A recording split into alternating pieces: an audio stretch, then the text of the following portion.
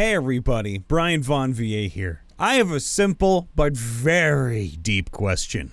When did someone in your group inflict emotional damage on the rest of the party?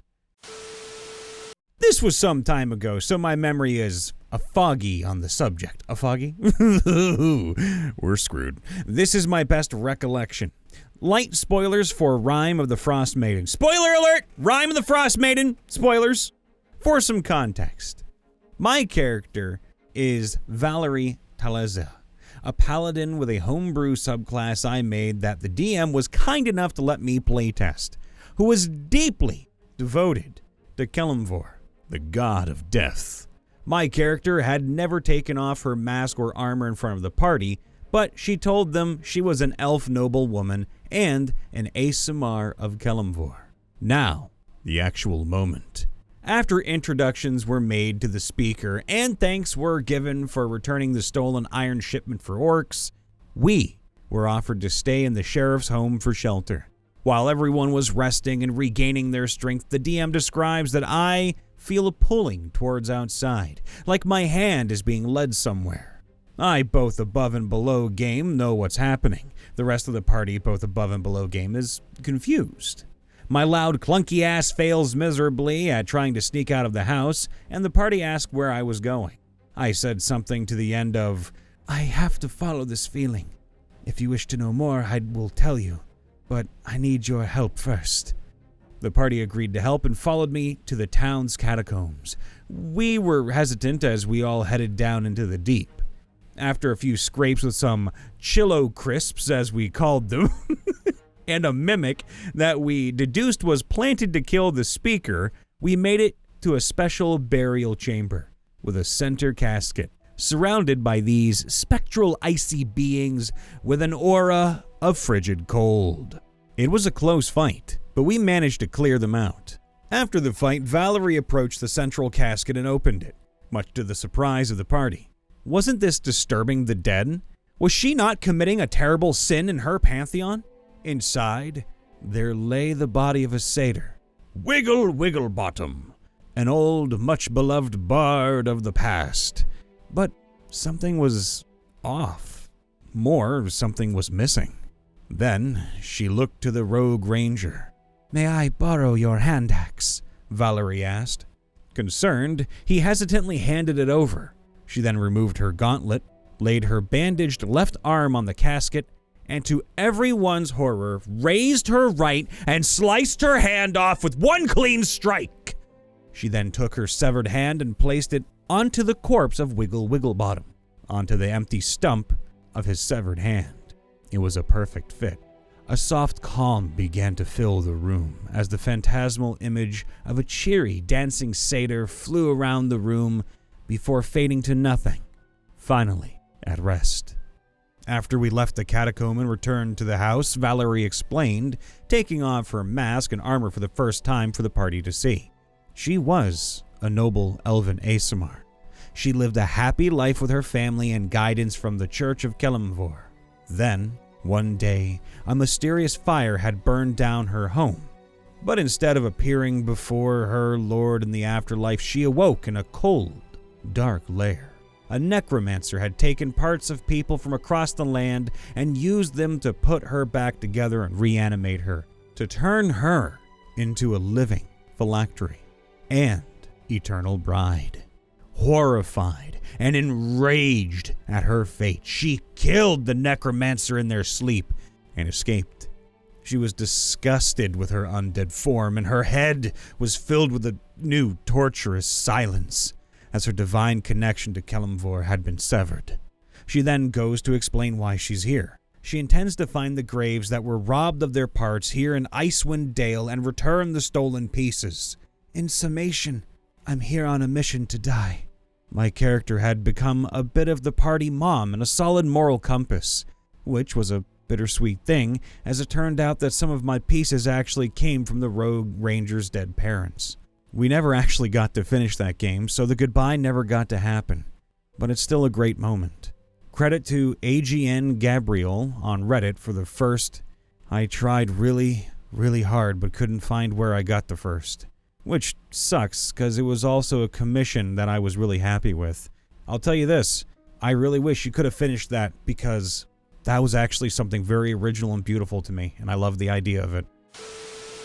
So, how about the time I dropped the bomb on my party about my character having a child they were unaware of, to the shock of our ranger? We had just finished a major arc, and as the session was about to end, I made a history check to remember my character's hometown. Give him some credit, he hadn't been there in 80 years, and spent most of that time drunk. I rolled a nat 20 to remember which town it was, and that I had a half-elf daughter I hadn't seen in almost a century. She, of course, gave my fighter a well-deserved inflict wound-infused slap upon their reunion. "Father, where have you been?" "I've been drinking." "Oh, God, why did you hit me?" Just the right thing to do after 80 years. So, in an Icewind Dale campaign my friends and I play as a Goliath character named Draladin the Paladin. He serves as the group's moral compass. The rest of the party consisted of Camilo, the Warforged Artificer Fighter, Elric, the Elf Druid, Martis, the Tiefling Blood Hunter. Draladin is a rather dim-witted but kind and strong paladin. Growing up in the mountains, he's something of a savage and a brute. Well, one day the DM has us fight a Grell. I use a couple of javelins to help dispatch the freaky thing. After that, since Draladin keeps trophies of particularly memorable enemies, for example his +1 Great Axe and +1 Longsword have giant snake scales embedded in them, I go to get a trophy from the unique thing. The DM laughs, and posts a picture of it. She says that there's nothing to scavenge as it's a floating brain with a beak. This doesn't stop Draladin, the paladin, ice spike. I say to her, Draladin walks over and rips its beak out, with a voice that's like a diet version of Grog from Critical Role.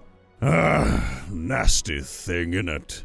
The spray of blood and brain matter causes the DM to issue a con save for the party witnessing it.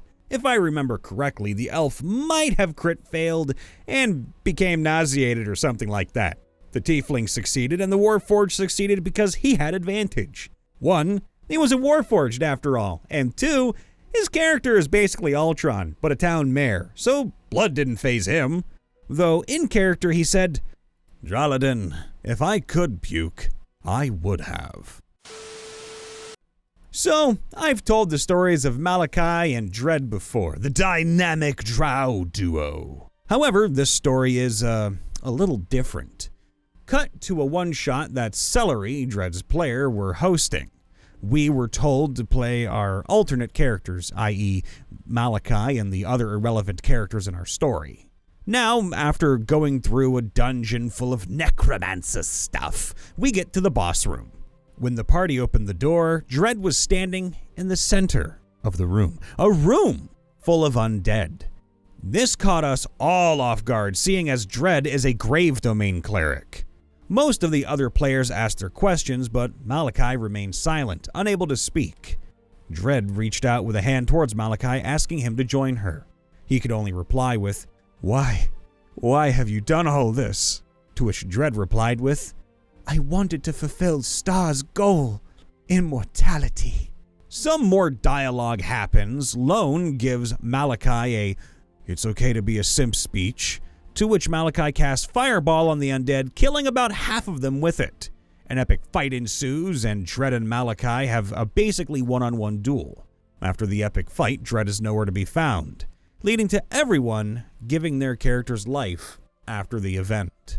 Malachi goes on to spend the rest of his life looking for Dread, not giving up hope that his girlfriend is still alive. A few weeks ago, we had the final session of my Mass Effect 5th Edition game. If you've played the games, this campaign actually takes place about 30 years before the first game. The campaign was a plotline I wrote about the first group of humans to travel through the Charon Relay and discover a new solar system. Having made the actual jump through space a couple sessions before, the party spent their first night on the planet Benning, the first habitable planet the newly formed Systems Alliance discovered while exploring the Arcturus Stream system. That night, one of the characters, Luna, had something she wanted to do. Luna had been a soldier before she met her husband, Mark, In fact, she'd already retired from the military before they had met. He was still part of the military at the time and ended up being stationed at a research colony on one of the Martian moons. One day, while Luna was on her way to visit him for lunch, a band of raiders attacked the colony and killed all the security personnel there, including her husband. But the story of what happened that day didn't make sense, and after much time spent researching the events, Luna discovered that a rogue black box government agency had hit the colony attempting to collect the research samples of the newly discovered Element Zero. Not expecting to encounter any actual resistance, this agency would later be rebranded and repurposed, eventually coming to be known as Cerberus. For 11 years, she first accepted the story, then doubted it, and then actively fought against the rogue government entity that took her husband away from her. But she had one thing she wanted to do above all else, and that required getting on the ship. So when the crew stopped at Gangren Station just before going through the relay, she exposed a sleeper agent of that rogue government agency and used that to leverage her way onto the ship as part of the crew. Now that they were here in a distant solar system, she finally had the chance to do what she'd been waiting all these years for. She waited until everyone had gone to sleep, then went off alone outside the temporary camp they'd made in the bottom of an eons-old crater that had since regrown over with new vegetation. Crossing the ridge of the crater, she looked up at the stars for a few minutes, then found the biggest tree she could find that wasn't out of sight of the camp. At the base of the tree, she dug a small hole, then took out a box from her bag. Inside the box, there was a small metal urn containing the ashes of her late husband, which she laid in the hole and then covered back over. She then poured a glass of scotch, her husband's favorite drink, for herself and a glass for him, which she left on top of the spot where she buried his urn. She took a couple of sips, then looked up at the stars as she began to speak. "Hello, Mark. It's taken me 11 years, but I finally got to give you your dream of seeing a new world and a new solar system. You probably wouldn't have approved of what I had to do to come this far. It's been a long journey, and I've done a lot of bad things, but I've done a lot of good things too. I never got to tell you that you were going to be a father. I was on my way to tell you the day you were killed, but everything I've done since has been to keep your daughter safe. I miss you. See you soon." She finished her glass, stared up at the stars for a few more minutes, then silently made her way back to camp. There was not a dry eye among the group. We need more Mass Effect-based games. I really want to see more of that, so in the comments, leave some stories. A member of the party had lost his character at very high levels and needed to bring in a new one. His new character thus needed a backstory to justify being level 20. He'd made an adventurer who was coming out of retirement after finding out the love of his life had been tricked into making a devil deal.